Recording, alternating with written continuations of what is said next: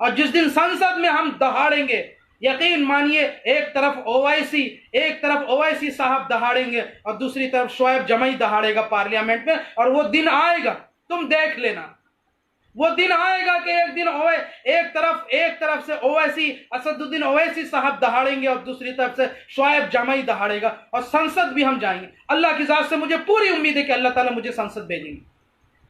आप कोशिश कीजिए कि हम हक पे रहें, सच्चाई पे रहें। 3 तरीके से हमको मेहनत करनी है। मैं फिर से दोबारा बता रहा हूं कि अपनी बच्चों की पढ़ाई पे बजट बढ़ा दीजिए। अगर 10% खर्च कर रहे हैं तो उसको 20% कर दीजिए। और अगर आप सोशली तौर पर वर्क कर रहे हैं तो उसको और बढ़ाइए। हमको और दूसरे तंजीम को खड़ा करने में मेहनत करनी है, उसका पूरा एक खाका तैयार करना है। और पॉलिटिकल तौर पर एक होना पड़ेगा, सियासी तौर पर नेगोशिएटिंग पावर बनानी पड़ेगी। आपका कोई नेता कांग्रेस में है, सपा में है, बसपा में है या किसी और पार्टी में है, अगर आपके लिए आवाज नहीं रख रहा तो आप उसको अपना नेता मत मानिए, आप उसको वोट मत दीजिए और खड़ा कीजिए आप उनमें से अपने ही नौजवानों को जो आपके लिए लड़ सके। ये ड्राइंग रूम पॉलिटिक्स नहीं चलेगी, ड्राइंग रूम पॉलिटिक्स नहीं चलेगी। कब तक चलेगी? सब संसद में जाके सब खामोश बैठ जाते हैं। अरे मेरे तो इन नेताओं से मुलाकात होती है, किससे नहीं मुलाकात होती? कांग्रेस का कौन सा बड़ा नेता है जो शोएब जमाई से नहीं मुलाकात होती है? राष्ट्रीय जनता दल का कौन सा नेता है जिसकी शोएब जमाई से मुलाकात नहीं होती है? यहां तक कि भारतीय जनता पार्टी के भी कुछ नेता गाहे बगाए मिलते रहते हैं, ये मुस्लिम नेता भी मिलते रहते हैं, लेकिन क्या करते हैं? कहते हैं कि हम पे पुलसरात है, हमको मुझे मजबूरी है कि हम खुल के नहीं आ सकते। अरे जनाब, आप खुल के नहीं आ सकते तो काहे का मुसलमान का रिप्रेजेंटेशन कर रहे हैं? फिर खुल के नहीं आ सकते तो मुसलमानों की नुमाइंदगी क्यों कर रहे हैं आप? मुसलमानों के वोटों का इस्तेमाल क्यों कर रहे हैं आप?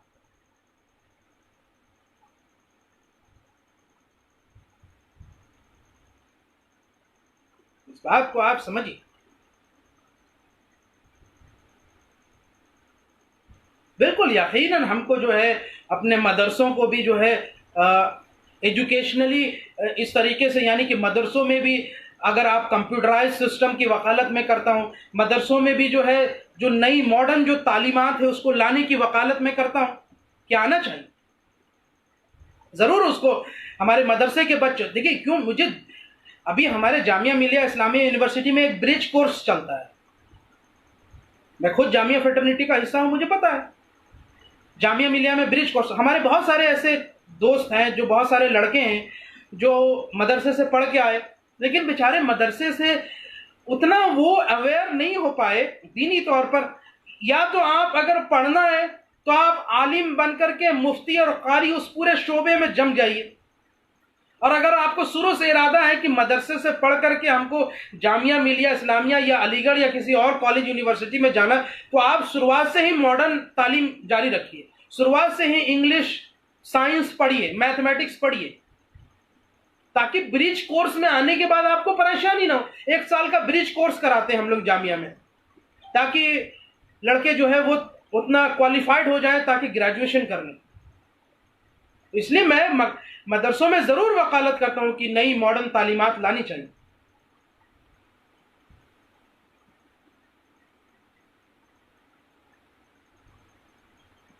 घबराओ मत, जिस दिन इंशाअल्लाह अल्लाह ने मौका दिया, मुझे अल्लाह की जात से पूरी उम्मीद है कि संसद भी हम जाएंगे, अल्लाह ताला मुझे पार्लियामेंट में भेजेंगे। और जिस दिन संसद में हम दहाड़ेंगे, यकीन मानिए, एक तरफ ओवैसी साहब दहाड़ेंगे और दूसरी तरफ शोएब जमाई दहाड़ेगा पार्लियामेंट में। और वो दिन आएगा, तुम देख लेना, वो दिन आएगा कि एक तरफ से असदुद्दीन ओवैसी साहब दहाड़ेंगे और दूसरी तरफ से शोएब जमाई दहाड़ेगा और संसद भी हम जाएंगे। अल्लाह की जात से मुझे पूरी उम्मीद है कि अल्लाह ताला मुझे संसद भेजेंगे और हम जरूर बात रखेंगे, और नहीं भी भेजेंगे, जिस भी प्लेटफॉर्म से होगा हम बात रखेंगे इंशाअल्लाह।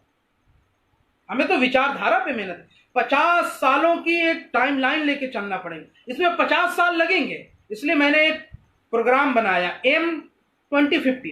अगले 30 सालों में हमको क्या करना है, अगले 30 सालों में जो है हमको कैसे जो है ये